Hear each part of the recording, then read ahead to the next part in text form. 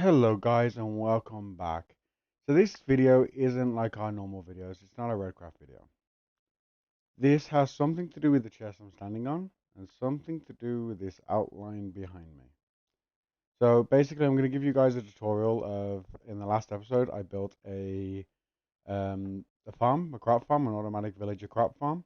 And I'm going to give you guys a tutorial today on how to build it. Step by step, a lot easier than me going through the whole thing on my episode. So I'm going to give you a step-by-step instructions on how to build it. Just as a note, I did not design this farm. I don't remember who did. I've been building it for so long now. I didn't design this farm. If anyone can find who did, I'd happily give them credit. Uh, but I've looked around. I can't seem to find the design. So I don't know who designed it, but I know that I didn't design this. But let's get to it, and I will be back in a minute with all the supplies you're going to need. Okay, welcome back. So basically the supplies you're going to need are in this chest. It's really not an intensive farm, supply-wise, but pretty much everything you need is going to be in this chest. You can pause it now with all the supplies. We may want to change a couple of things as we're going through it, but this is roughly the stuff you need to build this farm. So first of all, we're going to take the building blocks. I'm using glass. The reason why I'm using glass is to make it easier for you guys to see what I'm doing and see what the farm's about. So what we're going to do is you can see the outline. So basically we find the center spot and we count 4 blocks out in all directions. And then that is the center of one of your farms. Once you've done that, you will get an outline and then it'll leave you with this little gap in between the two farms. So what we're going to do is we're going to go, you'll go count over 4. 1, 2, 3, 4. Then you'll go to the 5th one and then you'll go down 1 block and place a block and then come up 2 blocks. And then take this all the way around.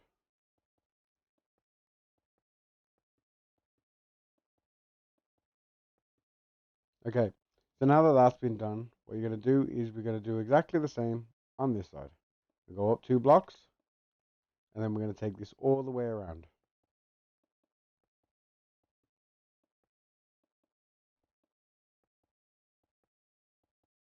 Okay, so now we have basically the perimeters of both farms set in place.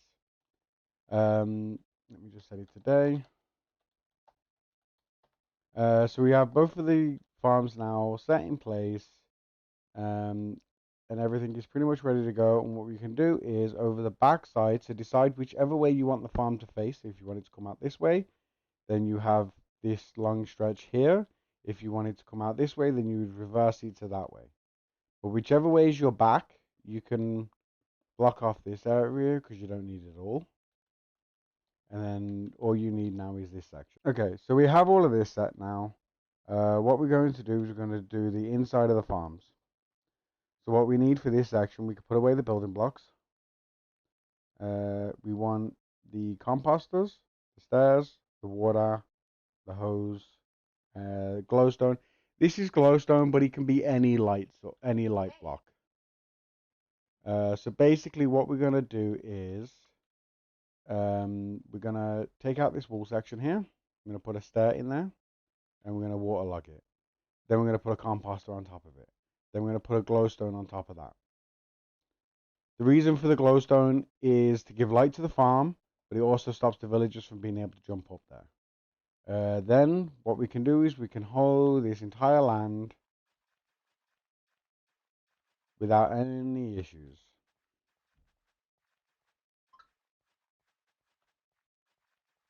Go through here, and then the whole thing will be hydrated.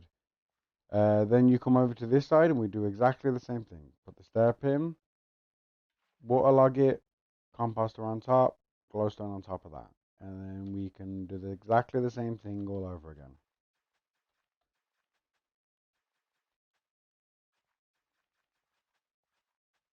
Okay, now that that's set, both of these are hoed in and stuff like that. You can go and grab whatever crop it is you want to plant. It can be carrots, it can be wheat, it can be potatoes, it can be beetroot. This farm will deal with all of them. And then we just go through and we just keep planting these. so I will be back once these farms are planted. Okay, so I'm back now that we've planted both of these crop fields. So we can get rid of all of this stuff because we don't need it anymore. We'll grab some hoppers, we'll grab the chests. What we're going to do is these 2 blocks here, we'll take them out, we'll replace them with chests. This white wool we'll take out. And what we're going to do is going to run a hopper line straight from the chests straight over here. Okay, now that we've done that, what we're going to do is we're going to grab some. Oh, I don't have them in here. So if you build walls all the way around this instead of glass, what you will need to do just to keep the crops lit up is to put some additional lights on the outside, because sometimes the corners don't get enough light level. So basically, just to show you, because I have this. So if I take the away, if I take these away, like there's a very low light level when you put a roof on. If you're gonna stack them, if you're gonna stack multiple on top of each other, and you'd put a roof on, this number drops down to just enough that in this one, and this one, usually you can't grow any crops. So just to avoid it, my suggestion would be is if you're gonna stack them, just put a light source in each corner, and that'll solve the problems. Then once that's done, we are pretty much left to do one of the last stages. So what we're going to do is we're going to grab a trapdoor. You can grab any trapdoor you want, it doesn't matter. And then what we're going to do is we're going to put a trapdoor right there, right here, and right there. The whole point is now is that between the track of the mine carts, and between the track of the mine carts when they go down, and the trapdoor, villagers won't be able to get past this section. So what we're going to do now is we're going to get some track, rails. Grab some rails. I'm going to put one in right there. Make sure that it's facing into the blocks and it's not facing any other direction. So they should be like there, facing into the blocks. That way then the rails, the minecart's not just, if the villager pushes it, it's not going to roll straight off the tracks. And then once that's done, what I would do is put a temporary block there.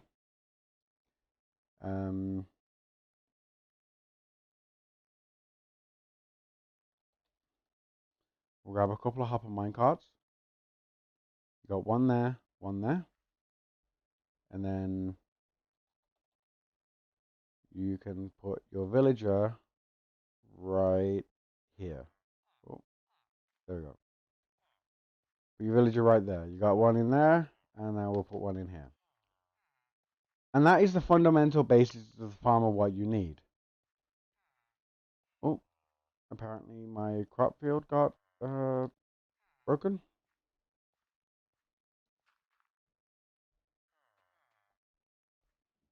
Whoops. Got to get out the hole. Okay. So basically what will happen is, let me just turn this off so you turns off the numbers. So basically what will happen is as this farm continues to grow, and I'll grab some bone meal to speed it up.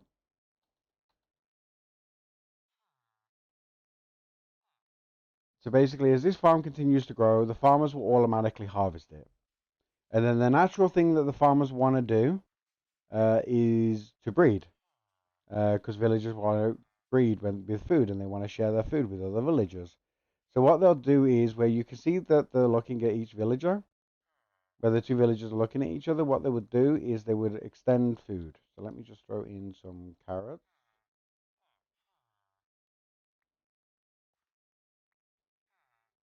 We just get lots of carrots to throw into him.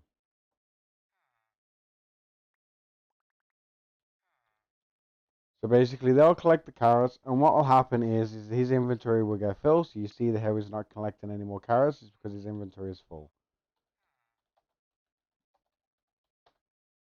So basically, what will happen is he'll go to feed this farmer over here, and he'll throw the carrots to the farmer. Unfortunately, they do this on their own time, so trying to record it doing it, not so easy. But yeah, they're basically what they'll do is they'll throw carrots to the next one, uh, and they'll try and share food with each other. Every time the farmer will stand here and it'll try and throw food because they usually have like 2 or 3 stacks and they'll try and throw food. And what will happen is he'll try and throw food in, and instead of getting the villager picking it up, it will actually come into here.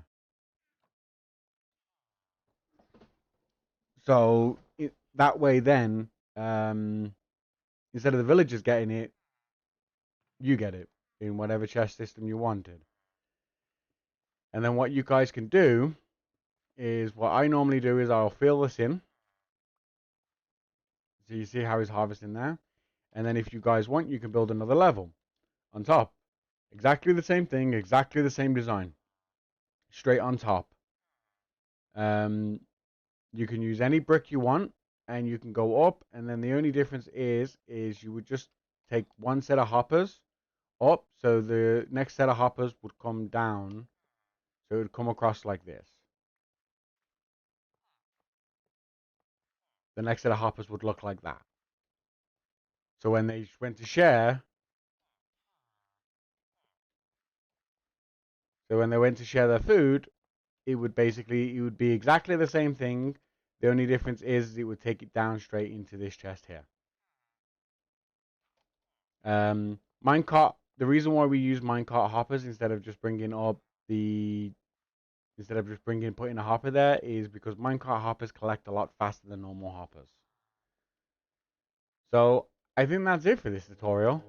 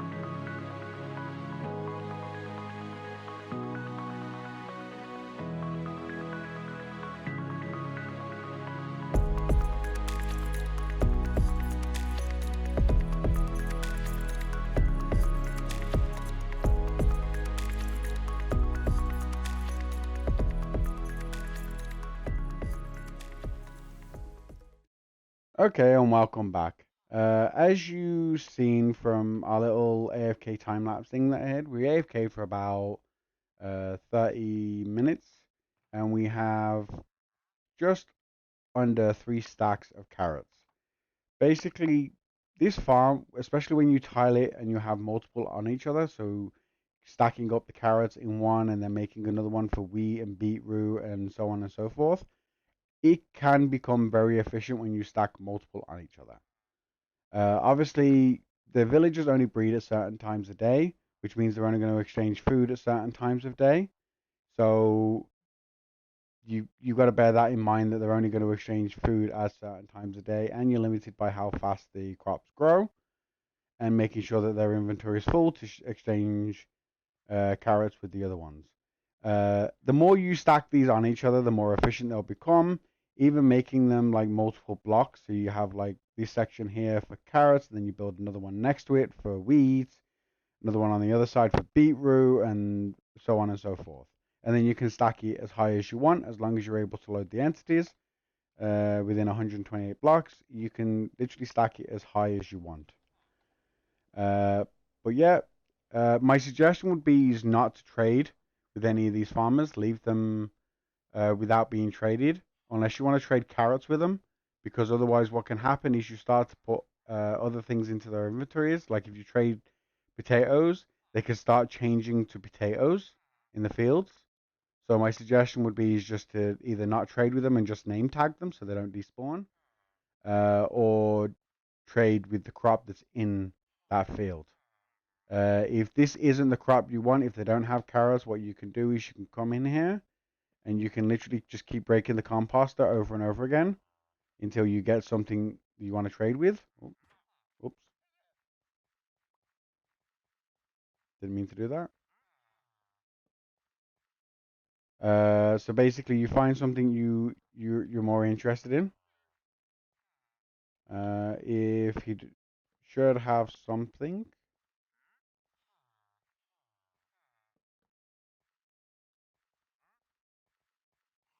yeah, like that. You can trade there with carrots, and then that way, then you can at least get something else out of it with the carrots. But usually, I would suggest you to just set up another trading hall with farmers. That way, then you don't have to worry about it, and just trade and just leave these as not traded with.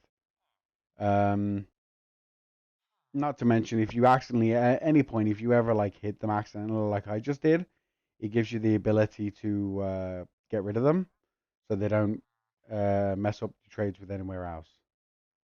But that's about it for this episode. If you liked what you see, don't forget to drop a like on the video, subscribe if you're interested in seeing more, and to check out the notifications. That way, then you get alerted when I post more of these videos. If you have any questions, feel free to drop something in the comments. I do look at all my comments and I do respond to them. If you want to reach out to me on Twitter, feel free. I will leave my Twitter in the description.